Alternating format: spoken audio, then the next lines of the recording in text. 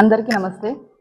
ఈరోజు ఈ రాష్ట్రంలో కూటమి ప్రభుత్వం ఏర్పడిన తర్వాత అనేక దారుణాలు, హత్యలు, హగాయిత్యాలు కేవలం ముఖ్యం మహిళలపైనే ఈరోజు రాష్ట్రంలో ఎక్కడా లేని విధంగా మహిళలకి రక్షణ లేని పరిస్థితి ఎక్కడైనా ఉందంటే కేవలం ఆంధ్రప్రదేశ్ రాష్ట్రంలో మాత్రమే.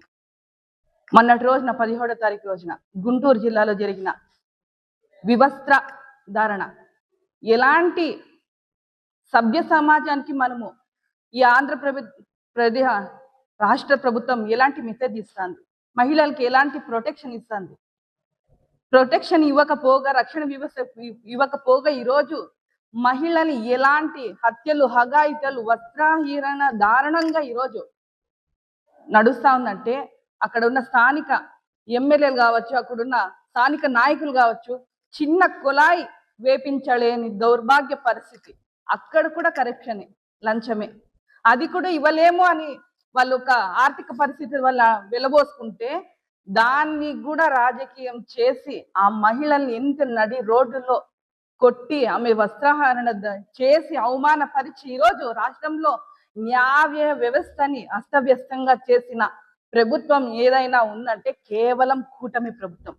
ఈరోజు తెలుగుదేశం పార్టీ అంటే ఈరోజు తెలుగుదేశం గూండాల పార్టీ లాగా ఈరోజు దౌర్జన్యంగా, దాష్టికంగా మహిళల్ని కించపరిచే విధంగా పరిపాలన ఉంది. ఇదేనా మీరు మళ్ళా మహిళలకు ఇచ్చే రక్షణ అని నేను చంద్రబాబు నాయుడు గారిని అడుగుతున్నాను.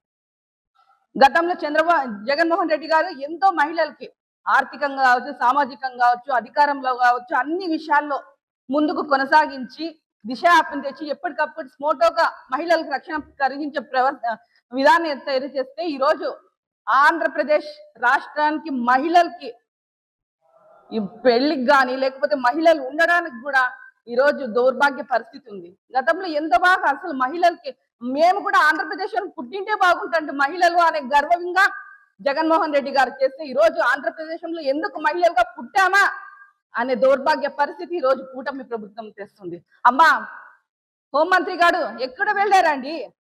మీ చంద్రబాబు నాయుడు గారు పేడ్ ఆర్టిస్ట్ గా పని చేయడం మానేసి ఈరోజు ఆంధ్రప్రదేశ్ మహిళల హోం మంత్రిగా పని చేయడం నేర్చుకో. ఎప్పుడు కూడా మా జగన్మోహన్ రెడ్డి గారు విమర్శించేది కాదు. ఈరోజు మహిళలకు ఎంతమంది అన్యాయం జరిగిపోతుంది. ఇక్కడే అనంతపురం జిల్లాలో 7 యూరల్పల్లె అమ్మాయికి 9 మంది అఘాయిత్యం చేస్తే 14 మంది అఘాయిత్యం చేస్తే ఒక్క మాట కూడా పలకరించలేదు. వచ్చి మేము ఏదైనా అడుగుతామంటే మమ్మల్ని హౌస్ అరెస్ట్ చేయడం. ఇదేనా ఈరోజు మీరు ఈ ఆంధ్రప్రదేశ్ మహిళలకి రక్షణ ఇచ్చేది? మీకు చేయకపోతే కాకపోతే దిగిపోండి.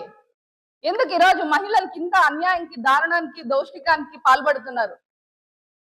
మేము అడుగుతున్నాం ఒకటే విషయం, మీకు ఒక్కటే అడుగుతున్నాం. ఎప్పుడు జగన్మోహన్ రెడ్డి తిట్టడం కాదండి, మహిళలకి ఏదైతే మీ ఇచ్చిన సంక్షేమ హామీలు నెరవేర్చడంలో ఫైట్ చేయండి, మహిళలకు రక్షణ కలిగించండి. మీ నాయకులు ఏదైతే చేస్తున్నారో మిమ్మల్ని చూసి వాళ్ళు ఇంకా ఎక్కువ పాల్గొంటున్నారు తప్ప ఎక్కడా కూడా అన్యాయాలు కానీ, మహిళలకి అరాచకులు కానీ, అఘాయిత్యాలు తగ్గడం లేదు. కానీ ఇప్పుడు పిచ్చి మీరిపోతున్నాయి. ఇదే విధంగా రాబోయే రోజుల్లో మీరు ఇలాగే కంటిన్యూ చేస్తే మేము కూడా వైఎస్ఆర్ కాంగ్రెస్ పార్టీ మహిళా విభాగం తర్వాత ఊరుకోము, ఇంకా పెద్ద ఎత్తున ఉద్యమిస్తాం. మహిళలు ఓట్ బ్యాంక్ వాడుకోవడం కాదు, మహిళల్ని ఇచ్చిన ప్రొటెక్షన్ ఏదైతే ఉంది హామీలు అయితే నెరవేర్చాలి. ఇలాంటి ఈ నాయకుడు ఉన్నాడా? మాకు సిగ్గుగా ఉంది ఇలాంటి నాయకుడు ఒక పరిపాలన మహిళలుగా ఉన్నందుకు. అలాంటివి కాకుండా ఇంకా మీరు ఇలాగే కంటిన్యూ చేస్తే మేము కూడా ఉద్యమిస్తాం, పెద్ద ఎత్తున మీకు మహిళల తరపు బుద్ధి చెప్తాం కూడా ఈ సందర్భంగా తెలియజేస్తున్నాను.